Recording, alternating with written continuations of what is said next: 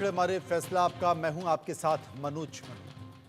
आज बात होगी आंसुओं के सैलाब की। संवेदनहीन हो गई सरकार की, नवजात की सिसकियों की, मां बाप की चीख चित्कार की, लक्षागार बने अस्पताल की, सिस्टम की लाचारी की, प्रशासन की लापरवाही की, वर्ल्ड क्लास बने शिशु वार्ड की।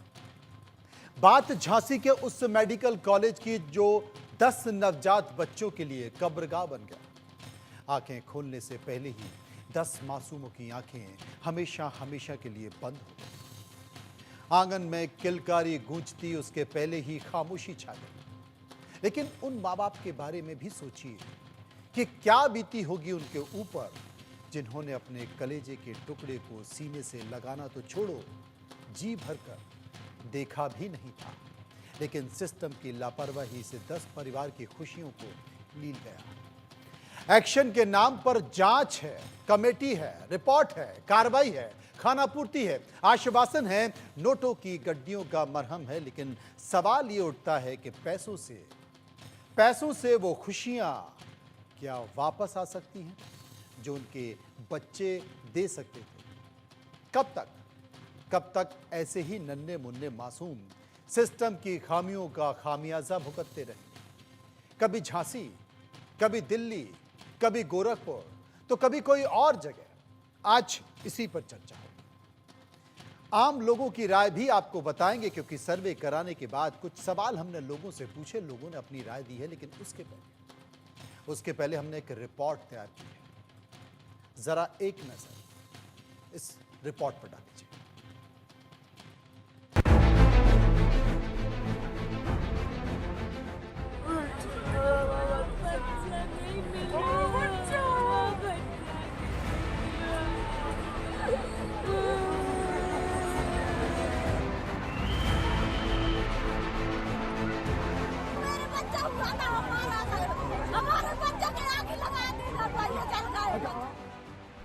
ये दर्द, ये आंसू, ये चित्कार, ये गुहार उन माँ बाप की हैं जिनके मासूम लापरवाही की आग में जिंदा जल गए।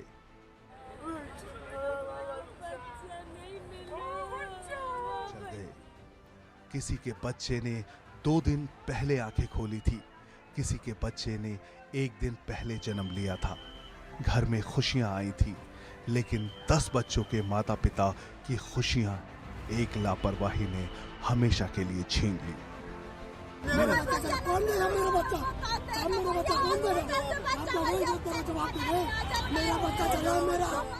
झांसी के महारानी लक्ष्मीबाई मेडिकल कॉलेज के चाइल्ड वार्ड में रात को लगी भीषण आग ने 10 घरों के चिराग को हमेशा के लिए बुझा दिया। इस हादसे से कई परिवारों में मातम छा गया। झांसी मेडिकल कॉलेज से हादसे की जो तस्वीर आई है वो दिल दहला देने वाली थी। अस्पताल में परिजनों की चीखें और नर्सिंग स्टाफ का जान पर खेलकर बच्चों को गोद में उठाकर बाहर निकलने की तस्वीर सन्न कर देने वाली थी।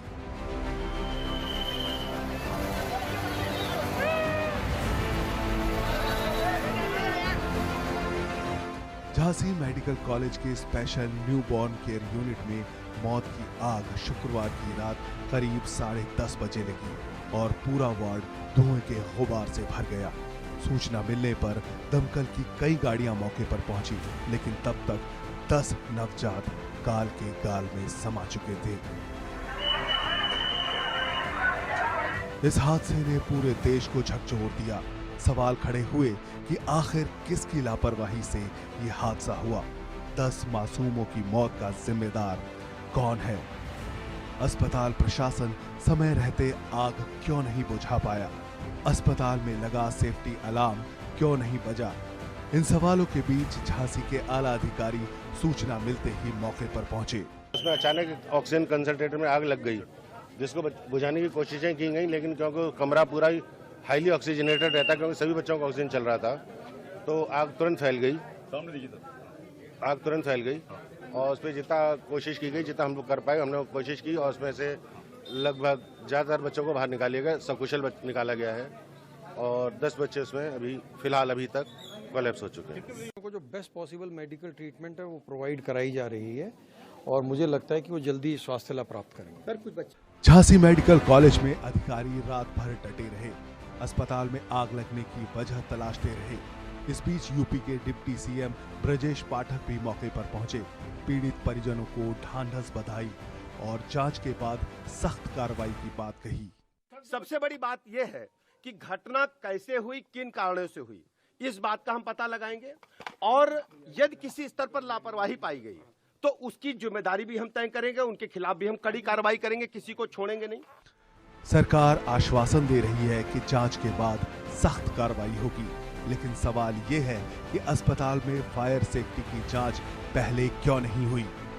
शायद जांच होती तो उन मासूमों की जान नहीं जाती, ये हादसा नहीं होता। Bureau report, India news. 10 मासूमों की जान चली गई, परिवार में चूल्हा तक नहीं जला, रोते रोते आंसू सूख गए, लेकिन मौत पर भी सियासत हावी है। एक दूसरे पर आरोप भी लगाए जा रहे हैं, किस तरीके से, सुन लीजिए। नवजात बच्चे बेचारे वो वहां पर थे कि और इस तरह की घटनाएं उत्तर प्रदेश में कई हो चुकी हैं। बनारस में भी कई सी घटना घटी है और ये सरकार केवल जांच के आदेश दे रही है। मैं समझता हूं कि योगी आदित्यनाथ जी पूरे देश में भ्रमण कर रहे हैं और नफरत की राजनीति कर रहे हैं, नफरत बोने का काम कर रहे हैं। जो जिम्मेदारी उनको उत्तर प्रदेश की जनता ने दिया है कि लोगों के देख रेख करिए, लोगों की मदद करिए, लोगों को सुविधाएं दीजिए, वो सारी चीजें नहीं हो रही हैं। झांसी में आग लगने के कारण एनआईसीयू में मेडिकल कॉलेज में जिन बच्चों की मौत हुई है वो दरअसल सरकार द्वारा होने दी गई हत्या है। इसके लिए स्वास्थ्य मंत्री खुद जिम्मेदार हैं, उनको तुरंत इस्तीफा दे देना चाहिए और जो आला अफसर भ्रष्टाचार में डूबे हुए लखनऊ में बैठे हुए हैं जिनके कारण बच्चों की मौत हुई है उनको सस्पेंड कर देना चाहिए।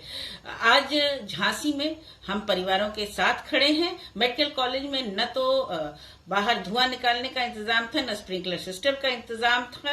वहां पर पता चल रहा है कि बहुत सारे ऑक्सीजन सिलेंडर आउटडेटेड थे। ये किस तरह का इंतजामात है, किस तरह का ये ऑडिट है जो वैसे भी मैंडेटरी है, और क्या मुख्यमंत्री को ये सब बातें पता नहीं चलती? सरकार पे बड़ा प्रश्न चिन्ह है। बहुत ही हृदय विदारक घटना है और बहुत ही दुखद और शर्मनाक है कि आज के समय पे भी हम हेल्थ फैसिलिटीज आम जनता तक नहीं पहुंचा पा रहे हैं। ये कौन से राज्य में है? उसी राज्य में जहां पर आप राजनीति सुनते हैं, बटोगे तो कटोगे। मैं अब योगी आदित्यनाथ जी से कहना चाहूंगी, सरकार चलाओगे तो बच्चों को बचा पाओगे। असल में बटेंगे तो कटेंगे की बात योगी आदित्यनाथ ने कही थी, इसलिए प्रियंका चतुर्वेदी कह रही है कि सरकार चला पाओगे तो लोगों को बचा पाओगे। अब ये सब बयानबाजी होती रही। असल में एक बड़ी घटना थी, दर्द विदारक घटना थी जिसने पूरे देश को हिला दिया, और इसीलिए कुछ सवाल हैं जो सरकारी सिस्टम पर बनते हैं। इन सवालों को लेकर हम जनता के बीच गए, हमने इस पर सर्वे करा। पहला सवाल जो पूछा, यूपी के झांसी मेडिकल कॉलेज के चाइल्ड वार्ड में लगी आग के लिए आप किसे जिम्मेदार मानते हैं? 48% लोगों ने कहा कि अस्पताल प्रशासन जिम्मेदार है। 18% लोगों ने कहा कि सरकार जिम्मेदार है क्योंकि फंड तो सरकार ही देती है ना। 32% लोगों ने कहा कि फायर सेफ्टी मैनेजमेंट फेल हो गया, और 2% लोग इस पर कुछ भी कहना नहीं चाहते थे। सर्वे का एक और सवाल जो हमने पूछा, चाइल्ड वार्ड का इसी साल उद्घाटन हुआ, सुरक्षा मानकों पर ध्यान नहीं दिया गया, आपकी राय क्या है? 79% लोगों ने कहा यह सही है, 20% लोगों ने कहा यह गलत है, और 1% इस पर कुछ भी कहना नहीं चाहते थे। चर्चा कर लेते। डॉक्टर अवधेश उपाध्याय, नेता बीजेपी, कीर्ति निधि पांडे, नेता Samajwadi party, doctor SNS Yadav, पूर्व सीएम लखनऊ, और जेके सिंह, पूर्व निदेशक उत्तर प्रदेश फायर सर्विसेज हमारे साथ मौजूद हैं। मैं राजनीतिक लोगों के पास बाद में जाऊंगा। डॉक्टर SN यादव हैं, पूर्व सीएमओ लखनऊ से, एक बार उनके पास चलता हूं। यादव साहब, मैं आपसे जानना चाहता हूं कि इस घटना को, हालांकि कमेटी बना दी गई है, वो कमेटी अध्ययन करेगी, पता करने की कोशिश की जाएगी, लेकिन प्राथमिक नज़र से, क्योंकि आप इस फील्ड में रहे हैं, आपको क्या लगता है ये घटना क्यों हुई होगी, कैसे हुई होगी और इसके लिए जिम्मेदार कौन होगा? देखिए, सर्वप्रथम तो मैं जो मृत बच्चे हैं उनके लिए हमारी हार्दिक पीड़ा है, दर्द है, और मैं ईश्वर से चाहता हूं कि जो भी हुआ है अब उसके लिए उनको मृतक आत्मा को शांति दे, और जो घायल बच्चे हैं वो शीघ्र स्वस्थ हों। जी। इसके लिए देखिए, जो मेन सिस्टम आ रहा है कि हमारी इलेक्ट्रिकल सेफ्टी और फायर सेफ्टी, इन दोनों का प्रॉपर चेकिंग होना चाहिए। अच्छा, आईसीयू जब स्टार्ट इसी साल हुई है तो क्या फायर स्प्रिंकलर और फायर एक्सटिंग्विशर लगे हुए थे कि नहीं लगे हुए थे, फायर अलार्म बजा कि नहीं बजा, ये सब चीजें को प्रॉपर चेकिंग होना चाहिए। प्रॉपर हर पीरियडिकल महीने 2 महीने पर बराबर ऑडिट होना चाहिए, रिहर्सल होना चाहिए कि अगर फायर लगती तो हम क्या करेंगे। तो वहाँ अभी जो न्यूज़पेपर और आप लोगों से जो खबर मिल रही है कि फायर अलार्म बजा नहीं, तो कहीं न कहीं फायर सेफ्टी में खामियां थी।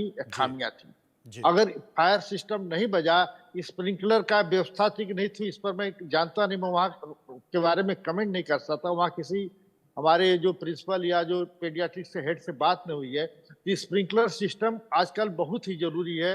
अगर ऊपर से पानी स्प्रिंकल करता है तो धुएं की मात्रा भी कम हो जाती है, कुछ गैसेस भी एब्जॉर्ब हो जाती हैं। तीसरा यह है कि जो हमारे जो स्वास्थ्य कर्मी थे, जो बच्चे बहुत छोटे छोटे नवजात होते हैं, कुछ प्रीमेच्योर बेबी ज्यादातर होते हैं जिनमें पूरा मतलब मेडिकल की सख्त जरूरत होती है, वो बच्चे बेचारे, उनका निर्दोष बच्चे न हिल सकते हैं, न डुल सकते हैं, न भाग सकते हैं। दूसरे मरीज तो भाग भी सकते हैं। और एग्जिट का क्या व्यवस्था थी, ये सब बहुत सारी चीजें हैं जो कि इसके लिए विचार किया जा सकता है। वहाँ ठीक नहीं थी, ये सब जांच के विषय है। और सिस्टम अभी इसी साल चालू हुआ है ये, तो हमारे ख्याल से तो इन लोगों को पूरा का पूरा व्यवस्था सब रहा होगा, तभी ये किया गया होगा। हमको उसके बारे में जानकारी नहीं है, लेकिन ये जो बृहद जांच की विषय है कि अलार्म क्यों नहीं बजा, स्प्रिंकलर क्यों नहीं चले, फायर एक्सटिंग्विशर कितने थे, क्या उससे किया गया, स्वास्थ्य कर्मियों ने कितना मेहनत किया, ये सब चीजें जो बृहद जांच हो, निष्पक्ष जांच की जरूरत है। जी, जेके सिंह साहब हैं, पूर्व डायरेक्टर हैं यूपी फायर सर्विसेज के, हमारे साथ मौजूद हैं। सिंह साहब, मैं आपसे जानना चाहता हूं, क्योंकि जब भी इस तरह की किसी भी, चाहे वो सरकारी बिल्डिंग हो, अस्पताल हो, इस तरह की आग लगती है, कैजुअलिटी होती है, तो फिर यही होता है कि साहब फायर सर्विसेज को ध्यान देना चाहिए, उसकी गलती थी क्यों चीज। आप बताइए क्या कहना है आपका इस घटना को लेकर? एक तो आपको एक उदाहरण साइट करना चाहूंगा जी। जैसे एलपीजी प्लांट होता है, अगर आप उसकी कल्पना कर सकते हो। हाँ। एलपीजी प्लांट में बहुत बड़े स्फेरिकल शेल्स होते हैं, बुलेट्स होती हैं, और वहां पर फायर प्रिवेंशन पे ही केवल जोर दिया जाता है कि वहां फायर होने ना पाए। जी। तो हो गई, उसके बाद फिर फायर प्रोटेक्शन और वहां पर ये सब लाइफ सेफ्टी, इसका सब सवाल खत्म हो जाते हैं। जी। इतनी फास्ट स्प्रेड होती है, फायर बॉल बन जाती है जिस दिशा में चलती है। इवन वहां की आसपास की जो कम्युनिटीज हैं उनको भी ट्रेन किया जाता है, और वहां कभी फायर नहीं होती है।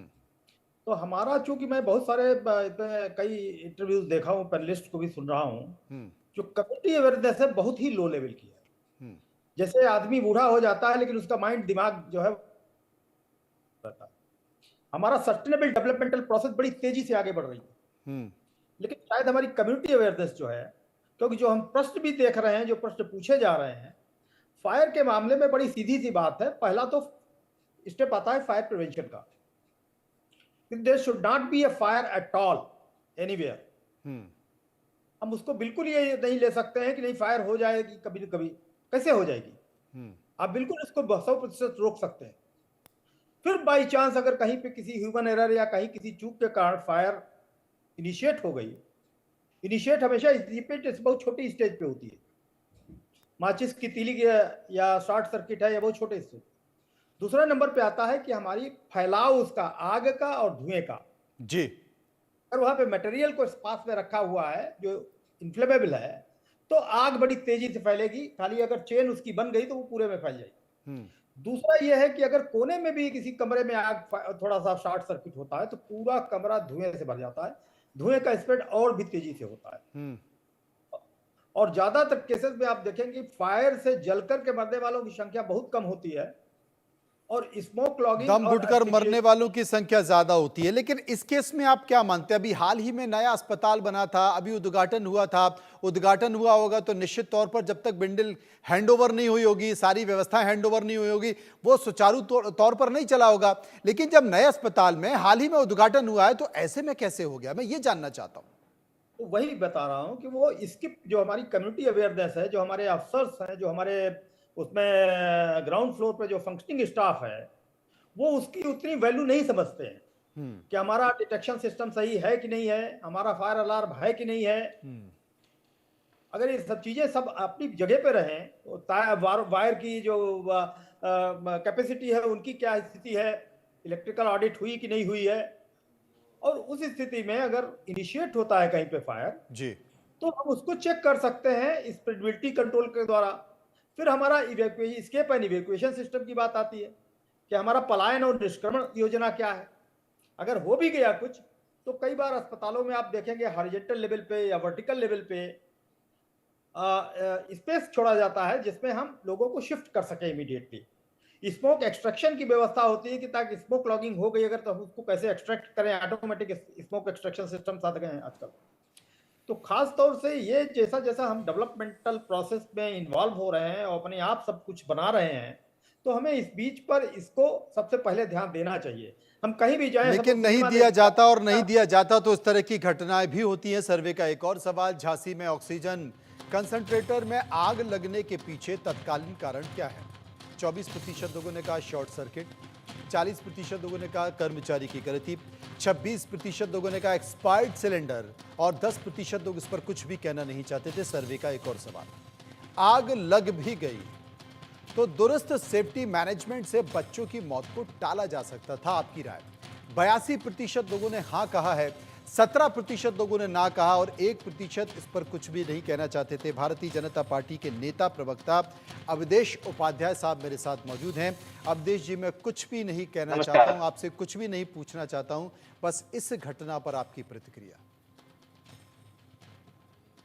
देखिए मल्लू जी, झांसी के जो रानी लक्ष्मीबाई मेडिकल कॉलेज में जो घटना घटित हुई है आईसीयू में, न्यूनेटल आईसीयू में, बहुत ही हृदय विदारक है, दुखद। और देखिए जो बच्चे अभी घायल है, मैं तो ईश्वर से प्रार्थना करता हूं कि जल्दी से वो स्वस्थ हो अपने परिवार के पास। और मैं आपको बताऊं, उत्तर प्रदेश की सरकार, योगी सरकार पूरी तरह से जिन बच्चों की मृत्यु हुई है और जो घायल है उनके परिवार के साथ खड़ी। आपने देखा जैसे ही माननीय मुख्यमंत्री योगी जी को पता चला, तुरंत 15 मिनट में पूरा प्रशासन उस अस्पताल में पहुंचा, प्लस जो और अस्पताल थे वहां के आसपास उनका प्रशासन वहां पहुंचा। वहां जाकर पूरी तरह से हर संभव ये प्रयास किया कि बच्चों को ज्यादा से ज्यादा सही सलामत निकाला जा सके। लेकिन शायद 10 बच्चों का निकलना मुश्किल हुआ और उसमें से 44 बच्चे जो है हमारे पास आ गए। 54 बच्चे थे टोटल। आप सोचिए, इस पर भी लोग राजनीति करने पर उतारू, जबकि पूरी तरह से एक जांच कमेटी बनाई गई है। 3 तरीके से जांच होगी। पहली जो होगी वो प्रशासनिक स्तर पे होगी, जो स्वास्थ्य विभाग करेगा। दूसरा पुलिस प्रशासन करेगा, जिसमें फायर ब्रिगेड के लोग भी होंगे, उनके अधिकारी भी होंगे। और तीसरी जो जांच होगी वो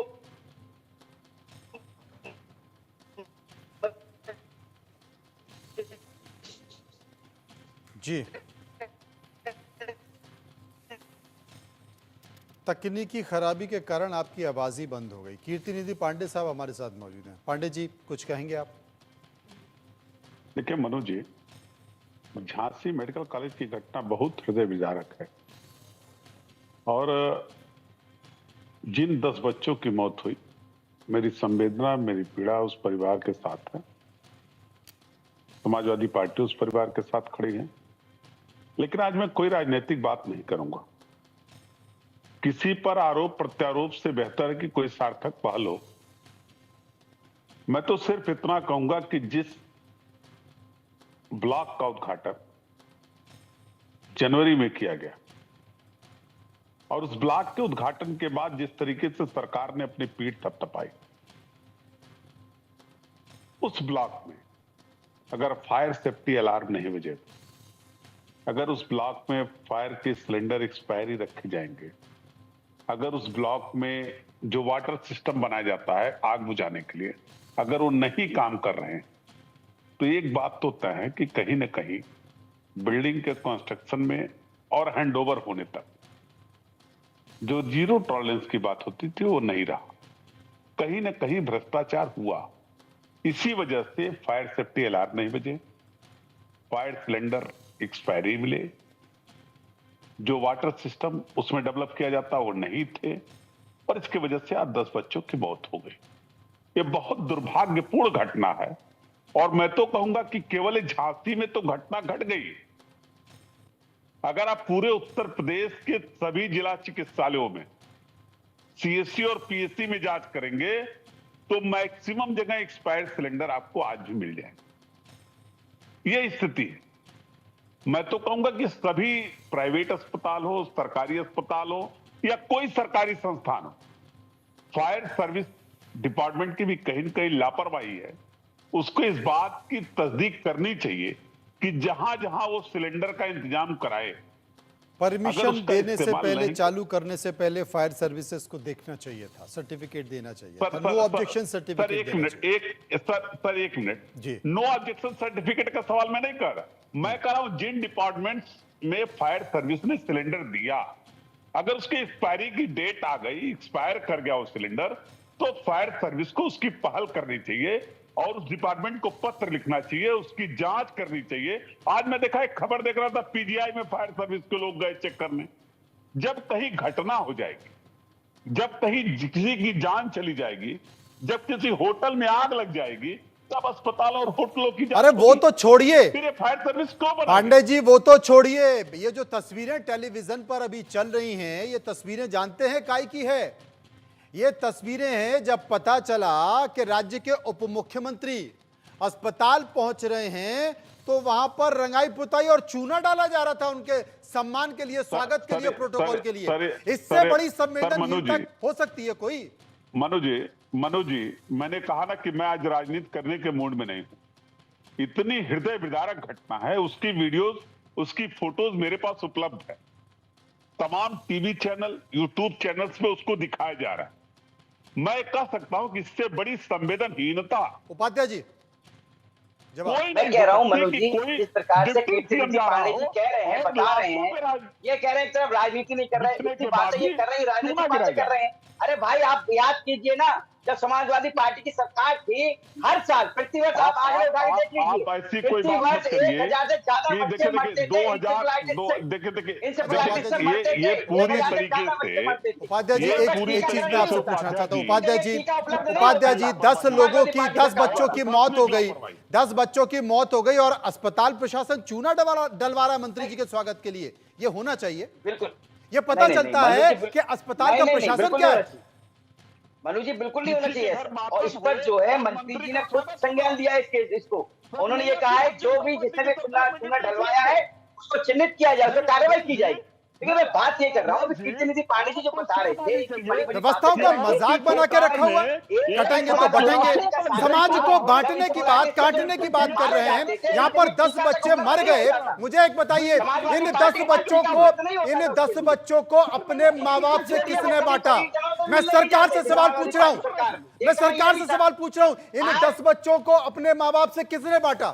मैं योगी सरकार से सवाल पूछ रहा हूँ, किसने बांटा? व्यवस्था ने। जी देखिए मनु जी, बिल्कुल आप सही कह रहे हैं, जवाब देना हमारा बनता है, मैं जवाब दे भी रहा हूँ। मैंने तो कीर्तिनिधि पांडे जी की बात करी थी, अभी जो बात कर रहे थे बार बार, क्या किसकी गलती है कि प्रशासन की गलती है। मैं मानता हूँ, देखिए जांच चल रही है, 3 तरीके से जांच चल रही है, और जो भी दोषी पाया जाएगा देखिए उपाध्याय जी जांच चल रही है। जांच तो दिल्ली में भी बच्चे जल के मर गए, दिल्ली में भी बच्चे जलकर मर गए थे, वहां भी जांच चल रही थी। खाना पूरी होकर खत्म हो गई। गोरखपुर में भी बच्चे जलकर मर गए, वहां भी बात जली थी, वहां भी जांच चली थी। क्या हुआ? जांच चलती रहेगी, जांच चलती रहेगी, लेकिन जिम्मेदार कौन है? यह कोई पुरानी बिल्डिंग नहीं थी, पुराना अस्पताल नहीं था कि साहब, बहुत पुराना स्ट्रक्चर था, पुरानी बिल्डिंग थी। यह नई बिल्डिंग थी, नई बिल्डिंग ने बच्चों की जान ली है। मेरे साथ यादव साहब मौजूद हैं। यादव साहब मैं आपसे पूछना चाहता हूं, यादव साहब मैं आपसे पूछना चाहता हूं, बिल्डिंग में आग लग जा रही है। यादव साहब मैं आपसे पूछना चाहता हूं, हाँ बताइए। ये घटना हुई, घटना के बाद अगर अस्पताल प्रशासन मंत्री जी के स्वागत के लिए चूना डलवा रहा है, इससे ये जाहिर होता है कि वहां का प्रशासन कितना संवेदनशील है, क्योंकि अस्पताल के बाहर बैठकर माँ बाप रो रहे हैं और आप चूना डलवा रहे हैं मंत्री जी के स्वागत के लिए। ये तो वास्तव में दुर्भाग्यपूर्ण लगता है। इस तरीके से नहीं होना चाहिए। ये संवेदना का समय होता है और आग लग गई।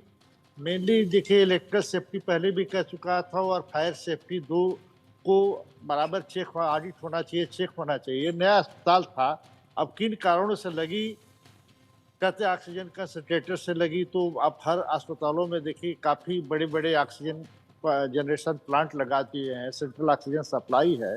ये समझ में नहीं आता कि ऑक्सीजन कंसंट्रेटर वहाँ क्यों रखा गया था। जो हमने देखा है, कोई मैं वहाँ पर था नहीं जी, तो ऑक्सीजन कंसंट्रेटर क्यों रखा गया था जब सेंट्रल ऑक्सीजन सप्लाई है तो उससे ऑक्सीजन देना चाहिए। दूसरा यह है कि जो कर्मचारी हैं इस तरीके से ट्रेंड रहना चाहिए कि उनको इवैक्यूएट करके तुरंत खाली करें। वो भी हमारे ख्याल से काफ़ी किया नहीं गया। लोग बताते 20 बेड की जो NICU थी और PICU जो भी 20 बेड की रही होगी, उसमें बच्चे 54 लोग बता रहा था कोई हमसे, somebody was telling कि कहाँ तक सही है, कहाँ तक आई सही बता रहे, सही संख्या बता रहे। क्षमता से अधिक बच्चे उस वार्ड में रखे गए। हाँ, इस कुछ पर कई पेरेंट्स, कई माँ बाप वहां पर मौजूद है। उनका कहना है कि साहब मैंने 5 बच्चों की जान बचाई है, लेकिन मेरा बच्चा मुझे मिल ही नहीं रहा कि कहाँ है वो। ना जो बच्चे मर गए उनमें मिल रहा है, ना जो बच्चे मिल गए अस्पताल में उनका इलाज चल रहा है उनमें मिल रहा है। वो कह रहा है मेरा बच्चा कहाँ गया, वो ढूंढ रहा है। और इसी बात को लेकर एक सवाल और पूछा था हमने कि बचाए गए बच्चों के अभिभावकों की पहचान ही नहीं हो पा रही, जिम्मेदारी कौन लेगा? 13% लोगों ने कहा कोई नहीं लेगा, 35% लोगों ने कहा सियासत होगी और 52% लोग बोल रहे थे कि जांच समिति बनाकर मामले को रफा दफा करने की कोशिश की जाएगी, क्योंकि जो 3 बच्चे हैं उनका माँ बाप कौन है पता ही नहीं चल पा रहा। अब ये कहा जा रहा है कि शायद हो सकता है कि डीएनए के जरिए पता करने की कोशिश की जाएगी। लेकिन जेके सिंह पूर्व निदेशक यूपी फायर सर्विसेज के हैं। जेके सिंह साहब, ये पहली घटना नहीं है, इसके पहले भी कई घटना मध्य प्रदेश में ऐसी घटना हो चुकी है, गोरखपुर में हो चुकी है, अभी हाल ही में इसी साल दिल्ली में हुई थी जहां पर 7 बच्चे जलकर मर गए थे विवेक विहार में, बेबी केयर सेंटर में। तेलंगाना में भी इस तरह की घटना हुई थी, लेकिन कोई बड़ी कैजुअलिटी नहीं हुई। मैं आपसे पूछना चाहता हूं, अगर इस घटना के बाद तो अभी उत्तर प्रदेश के 80 अस्पतालों को नोटिस जारी कर दिया गया, लेकिन मैं आपसे पूछना चाहता हूं कि अगर सभी सरकारी बड़े अस्पतालों को, प्राइवेट अस्पतालों का और सभी बिल्डिंग का अगर अभी फायर ऑडिट कर लिया जाए तो क्या निकल कर आएगा, बताइए। नहीं, स्थिति तो मैं बता रहा हूं कि ये जो फायर और लाइफ सेफ्टी का जो सिस्टम है या जो भी चीजें जो कॉमन इंटरेस्ट की हैं, उसमें पार्टिसिपेटरी मैनेजमेंट का काम करता है। हम किसी एक को कहते हैं कि साहब फायर सर्विस ठीक कर ले या अस्पताल मैनेजमेंट, उसमें पब्लिक का भी हाथ है, पब्लिक को भी। इसीलिए मैंने बात की कम्युनिटी अवेयरनेस को रेस करने की जरूरत है। हॉस्पिटल मैनेजमेंट की भी जिम्मेदारी है और साथ में जो हमारे एडमिनिस्ट्रेटिव डिपार्टमेंट्स हैं, फायर सर्विस है, उनको भी थोड़ा सिंसियर होना पड़ेगा, क्योंकि ये चीजें क्यूमुलेटिव हैं। किसी एक आदमी के ऊपर हम खाली कहते हैं कि साहब ये जिम्मेदार है, ऐसा नहीं होता। घर में अगर गैस सिलेंडर नहीं बंद होता है, कौन जिम्मेदार है? घर में अगर गैस सिलेंडर की नॉब नहीं बंद करता है, कौन जिम्मेदार है? पूरा जिम्मेदार होगा भाई। जो किचन में जाता है उसको कम से कम शुड बी अवेयर। जो इस व्यवस्था में लगा है उसे देखना चाहिए था और अगर कोई कमी है तो उसे बताना चाहिए था। मुख्यमंत्री उठकर नहीं चले जाएंगे, स्वास्थ्य मंत्री उठकर नहीं चले जाएंगे, वो निर्देश दे सकते हैं, लेकिन जिम्मेदारी तो अमले को करनी है। और क्या अमला उस तरीके से काम कर रहा है? उपाध्याय जी, क्या होगा? फिलहाल समिति बना ली गई है, समिति अपनी 7 दिन में रिपोर्ट देगी और रिपोर्ट देने के बाद निश्चित तौर पर कार्रवाई तो की जाएगी, क्योंकि सरकार इसमें सख्त दिखाई दे रही है। लेकिन इसकी गारंटी कि आगे कोई घटना ना घटे, उसके लिए क्या होगा? देखिए, मैं बताऊं मनु जी, सरकार जो यूपी सरकार, योगी सरकार पूरी तरह से जो भी मृत बच्चे हैं उनके साथ भी है, जो घायल बच्चे उनके साथ भी है, उनके परिजनों से मिली है।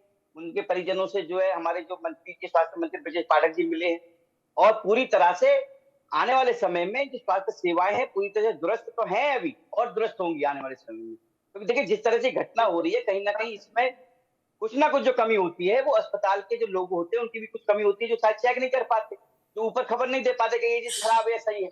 वो कहीं ना कहीं अब सही होगी, उसमें कोई चिंता वाली बात नहीं है। दूसरी बात ये है, अभी कीर्ति निधि पांडे जी कह रहे थे बार बार, पांडे जी की बात मत जाइए, बस मुझे एक बात का सुकून है, डॉक्टर अवधेश उपाध्याय साहब, आपने जो बात कही बहुत अच्छी बात कही। बस मुझे एक बात का सुकून है कि आपने ये नहीं कहा कि इसमें कोई साजिश भी नजर आती है। देखिए साजिश कौन कर रहा है इस समय? आप देखिए ना, अगले 4 दिन ने ट्वीट कर दिया, लेकिन कभी मिलने नहीं गए वो, परिजनों से मिले नहीं वो चाहते तो मिल सकते थे, लेकिन हमारे जो मंत्री जी वो गए और मिल के आए और 15 मिनट में एक्शन लिया गया वहां पर। इसीलिए 44 बच्चे जो है निकाले गए सुरक्षित वहां।